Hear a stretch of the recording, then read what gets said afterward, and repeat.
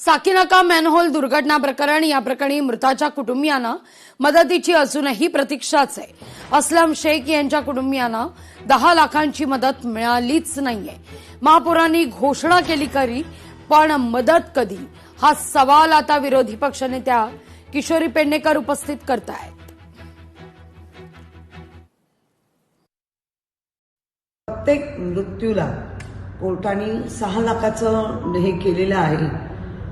आमचं पत्रही गेलंय की ही रक्कम अतिशय कमी आहे। माननीय कोर्टांना पुन्हा आपण सांगायला लागेल किंवा माननीय आयुक्तांना सांगावं लागेल की या रकमेत एवढा मोठं बजेट आहे आपलं, त्या बजेटच्या मानाने हाकणात जे आपल्यामुळे किंवा आपल्यामुळे म्हणण्यापेक्षा महापालिकेच्या हलगर्जीपणामुळे जर असे मृत्यू होत असतील तर महापालिकेच्या असलेल्या टोटल बजेटच्या कायम 20% बाजूला ठेवून त्या रकमेतून त्या जेल कोडमधून या रकमा देण्यात याव्या असं महापौरांनी ठराव करावा।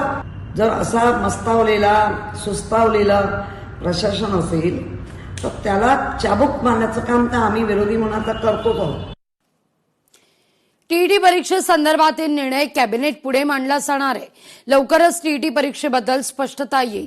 मंत्री चंद्रकांत पाटील यांनी या संदर्भात माहिती दिली आहे। कॅबिनेटला आम्ही सगळे एकत्र असतो, कारण खूप ठिकाणाहून हा प्रश्न येतोय की आता तो पेपर लीक झाला, परीक्षा कॅन्सल झाली, आता पुढे काय करायचं। थोडा खूप धोरणात्मक विषय आहे आणि त्यामुळे तो कॅबिनेटमध्ये मंत्रिमंडळाच्या बैठकीतच विषय न्यायला लागेल।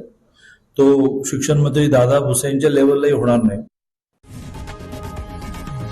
लोकशाही मराठी ऐका, पहा, जागरूक रहा।